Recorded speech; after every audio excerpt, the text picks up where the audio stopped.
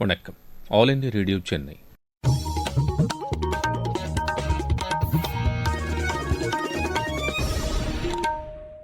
மாநில செய்திகள் வாசிப்பவர் கோபாலகிருஷ்ணன். தலைப்புச் செய்திகள். மிக்ஜாம் புயல் மற்றும் மழை வெள்ளத்தால் சென்னை அம்பத்தூர் தொழிற்பேட்டையில் ஏற்பட்ட சேதங்களுக்கு விரைந்து காப்பீடு வழங்க நடவடிக்கை எடுக்கப்படும் என நிதியமைச்சர் திருமதி நிர்மலா சீதாராமன் கூறியுள்ளார். வெள்ளத்தை சமாளிக்க விரிவான செயல் திட்டம் அவசியம் என சென்னை உள்ளிட்ட 4 மாவட்டங்களில் பாதிப்புகளை ஆய்வு செய்த மத்திய குழு தெரிவித்துள்ளது. தமிழகத்தில் இம்மாதத்தில் சனிக்கிழமைகளில் மழைக்கால சிறப்பு மருத்துவ முகாம்கள் தொடர்ந்து நடத்தப்படும் என மாநில மக்கள் நல்வாழ்வுத்துறை அமைச்சர் திரு மா சுப்பிரமணியன் கூறியுள்ளார். ஆவின் பால் கொள்முதல் விலை லிட்டருக்கு 3 ரூபாய் உயர்த்தப்படுவதாக தமிழக அரசு அறிவித்துள்ளது. இந்தியா தென்னாப்பிரிக்கா இடையிலான 3வது மற்றும் இறுதி டுவெண்டி கிரிக்கெட் போட்டி ஜோஹன்னஸ்பர்கில் இன்று நடைபெறுகிறது. இனி விரிவான செய்திகள். மிக்ஜாம் புயல் மற்றும் மழை வெள்ளத்தால் சென்னை அம்பத்தூர் தொழிற்பேட்டையில் ஏற்பட்ட சேதங்களுக்கு விரைந்து காப்பீடு வழங்க நடவடிக்கை எடுக்கப்படும் என நிதியமைச்சர் திருமதி நிர்மலா சீதாராமன் கூறியுள்ளார். அம்பத்தூர் தொழிற்பேட்டை உற்பத்தியாளர் சங்க பிரதிநிதிகள் புதுதில்லியில் நிதியமைச்சரை நேற்று சந்தித்தனர். அப்போது புயல் சேதம் குறித்தும் தொழில்துறைக்கு ஏற்பட்ட பாதிப்புகள் குறித்தும் அவர்கள் எடுத்துரைத்ததாக நிதியமைச்சர் சமூக வலைதளத்தில் கூறியுள்ளார். தொழிற்பேட்டை சேதங்களை மதிப்பிட உரிய மதிப்பீட்டாளர்களை நியமிக்க அறிவுறுத்தப்பட்டுள்ளதாக அவர் தெரிவித்துள்ளார். உரிமை கோரல்களை துரிதமாகவும் எளிதாகவும் செயல்படுத்த வரும் 20ஆம் தேதி முதல் சிறப்பு முகாம் நடத்தவுள்ளதாக திருமதி நிர்மலா சீதாராமன் தெரிவித்துள்ளார். வெள்ளத்தை சமாளிக்க விரிவான செயல் திட்டம் அவசியம் என சென்னை உள்ளிட்ட 4 மாவட்டங்களில் பாதிப்புகளை ஆய்வு செய்த மத்திய குழு தெரிவித்துள்ளது. தமிழகத்தில் மழை வெள்ள பாதிப்பு தொடர்பாக கடந்த 2 நாட்களாக 2 பிரிவாக மத்திய குழு ஆய்வு செய்தது. காஞ்சிபுரம் மாவட்டத்தில் ஆய்வு செய்த பின் செய்தியாளர்களிடம் பேசிய தேசிய பேரிடர் மேலாண்மை ஆணைய ஆலோசகர் திரு குணால் சத்யார்த்தி இயற்கை பேரிடர் பெரிய பாதிப்புகளை ஏற்படுத்தியுள்ளதாக தெரிவித்தார். வானிலையை கட்டுப்படுத்த முடியாது என்றாலும் திட்டமிடல் மூலம் சேதத்தை குறைக்க முடியும் என்று அவர் கூறினார். தற்போது ஏற்பட்டுள்ள வெள்ள பாதிப்பு குறித்த ஆய்வறிக்கையை விரைவில் சமர்ப்பிக்கப்படும் என்று அவர் தெரிவித்தார். திருவள்ளூர், ஆவடி, பூவிருந்தவல்லி உள்ளிட்ட பகுதிகளில் மற்றொரு குழுவினர் நேற்று ஆய்வு மேற்கொண்டனர். இந்நிலையில் இந்த குழுவினர் தலைமைச் செயலகத்தில் முதலமைச்சர் திரு மு க ஸ்டாலினை இன்று சந்தித்து ஆலோசனை நடத்த உள்ளனர். பின்னர் தில்லி செல்லும் இக்குழு 1 வாரத்திற்குள் அறிக்கையை மத்திய அரசிடம் சமர்ப்பிக்கும் என தகவல் வெளியாகியுள்ளது. தமிழகத்தில் வெள்ள பாதிப்பு ஏற்பட்ட பகுதிகளில் வழங்கப்படும் நிவாரண உதவித் தொகையை வங்கிக் கணக்கில் செலுத்த வேண்டும் என தகவல் ஒலிபரப்புத்துறை இணையமைச்சர் திரு எல் முருகன் வலியுறுத்தியுள்ளார். இது தொடர்பாக அவர் வெளியிட்டுள்ள அறிக்கையில் சாதாரண மக்களுக்கும் தற்போது வங்கிக் கணக்கு உள்ளதாக கூறியுள்ளார். உரிய முறையில் மக்களுக்கு சென்றடைய வங்கிக் கணக்கில் செலுத்துவதே சரியாக அமையும் என்று திரு எல் முருகன் தெரிவித்துள்ளார். இந்தியாவின் பங்களிப்புடன் புதிய உலக ஒழுங்கு உருவாகி வருவதாக தமிழக ஆளுநர் திரு ஆர் என் ரவி தெரிவித்துள்ளார். சிதம்பரம் அண்ணாமலை பல்கலைக்கழகத்தில் G20 புதுதில்லி பிரகடனம் தொடர்பாக நடைபெற்ற கூட்டத்தில் அவர் உரையாற்றினார். நாட்டில் கடந்த 10 ஆண்டுகளில் மிகப்பெரிய வளர்ச்சி ஏற்பட்டுள்ளதாக அவர் தெரிவித்தார். அனைத்து துறைகளிலும் இந்தியா உலகிற்கு எடுத்துக்காட்டாக உள்ளது என்று திரு ஆர் என் ரவி கூறினார். மகளிர் நலனுக்கு மத்திய அரசு உயர் முன்னுரிமை அளித்துள்ளதாக தெலங்கானா ஆளுநர் திருமதி தமிழிசை சவுந்தரராஜன் கூறியுள்ளார். கோவை விமான நிலையத்தில் செய்தியாளர்களிடம் பேசிய அவர் மகளிர் நலனுக்காக மத்திய அரசு மேற்கொண்ட நடவடிக்கைகளை பட்டியலிட்டார். கச்சத்தீவு உள்ளிட்ட பல்வேறு பிரச்சினைகளில் திமுக மற்றும் அதன் கூட்டணி கட்சிகள் விட்டுக் கொடுத்த நமது உரிமைகளை பிரதமர் திரு நரேந்திர மோடி மீட்டெடுத்து வருவதாகவும் திருமதி தமிழிசை சவுந்தரராஜன் கூறினார். நாடாளுமன்றத்தின் பாதுகாப்பை உறுதி செய்ய தேவையான அனைத்து நடவடிக்கைகளையும் மத்திய அரசு மேற்கொள்ள வேண்டும் என்று முதலமைச்சர் திரு மு க ஸ்டாலின் கூறியுள்ளார். சமூக வலைதளத்தில் இக்கருத்தை பதிவு செய்துள்ள அவர் மக்களவையில் அரங்கேறியுள்ள பாதுகாப்பு மீறல் நாடாளுமன்றத்திற்கு பெரும் அச்சுறுத்தலை ஏற்படுத்தியுள்ளதாக குறிப்பிட்டுள்ளார். இதுபோன்ற சம்பவங்கள் எதிர்காலத்தில் நடைபெறாமல் இருக்கும் வகையில் பாதுகாப்பு நடவடிக்கைகள் வலுப்படுத்தப்பட வேண்டும் என்றும் திரு மு க ஸ்டாலின் கேட்டுக் கொண்டார்.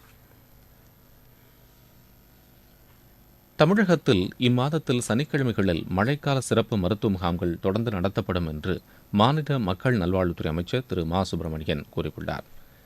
சென்னையில் செய்தியாளர்களிடம் பேசிய அவர் இந்த முகாம்களை மக்கள் பயன்படுத்திக் கொள்ள வேண்டும் என்று கேட்டுக் கொண்டார். இதுவரை நடத்தப்பட்ட முகாம்களில் 7 லட்சத்திற்கும் மேற்பட்டோர் பயனடைந்துள்ளதாகவும் அவர் கூறினார். நாடு முழுவதும் மேற்கொள்ளப்பட்டு வரும் நமது லட்சியம் வளர்ச்சியடைந்த பாரதம் யாத்திரை பொதுமக்களிடையே பெரும் வரவேற்பை பெற்றுள்ளது. மத்திய அரசின் திட்டங்கள் குறித்து விழிப்புணர்வை ஏற்படுத்துவதோடு விடுபட்டவர்களுக்கு திட்டங்களின் பலன் கிடைப்பதை உறுதி செய்யும் நோக்கில் இந்த யாத்திரை நடைபெறுகிறது. திருச்சி மாவட்டத்தில் நடைபெற்ற இந்த யாத்திரையில் வேளாண் பணிகளில் ட்ரோன் தொழில்நுட்பத்தின் பயன்பாடு குறித்து விவசாயிகளுக்கு எடுத்துரைக்கப்பட்டது. இது தங்களுக்கு பெரிதும் உதவிகரமாக இருந்தது என்று விவசாயிகள் தெரிவித்தனர். மருந்து தெளிப்பான் தெளிக்கிறது எங்களுக்கு விவசாயத்துக்கு கொஞ்சம் யூஸ்ஃபுல்லாக இருக்குது. ஆள் பற்றாக்குறை இருக்கிறது கொஞ்சம் ஈஸியாக இருக்குது. ஏக்கருக்கு மருந்து அடிக்க ஆரம்பித்தோம்னா ஒரு 1000 ரூபா ஆகும். 500 ரூபாயில எங்களுக்கு முடியுது. 10 நிமிஷத்தில் வேலை முடிஞ்சிடுது. ஆள் கூப்பிட்றது கொஞ்சம் ஈஸியாக இருக்குங்க. ஆள் விட்டு வேலை செஞ்சோம்னா ஒரு நாளைக்கு 1 ஏக்கர் தான் வேலை செய்ய முடியும். இந்த ட்ரோன் 10 நிமிஷத்தில் வேலை முடிச்சிடுது. அதுக்கு இந்த ஒட்டுண்ணி இதெல்லாம் தனியாக விவசாயத்தை பற்றி சொன்னாங்க. அது கொஞ்சம் நல்லா தான் இருக்குது. இனிமேல் செய்யலான்ட்டு ஏற்பாடு பண்ணியிருக்கோம். நீங்கள் கேட்டுக்கொண்டிருப்பது ஆல் இண்டியா ரேடியோவின் மாநில செய்தி அறிக்கை. यही समय है, सही समय. இதுதான் வேளை, சரியான வேளை. ஒவ்வொரு தேசத்தின் வளர்ச்சி பயணத்தின் போதும் தேசம் முன்வந்து புதிய உறுதிப்பாடுகளோடு முன்னேற்ற பாதையிலே பயணிக்கக்கூடிய அற்புதமான ஒரு வேளையும் பிறக்கும். புதிய பாரதத்தின் துவக்கத்தின் இது அமுத காலம். இதுவே கோடானு கோடி நாட்டு மக்களுடைய உறுதிப்பாடாகும். அமுத காலம் 25 ஆண்டுகளுக்கு ஆனது. ஆனால் நாம் நம்முடைய லட்சியங்களை அடைவதற்காக இப்போதிலிருந்தே முனைப்புடன் செயல்பட வேண்டும். भारत को गढ़ने का यही समय है. ஆவின் பால் கொள்முதல் விலை லிட்டருக்கு 3 ரூபாய் உயர்த்தப்படுவதாக தமிழக அரசு அறிவித்துள்ளது.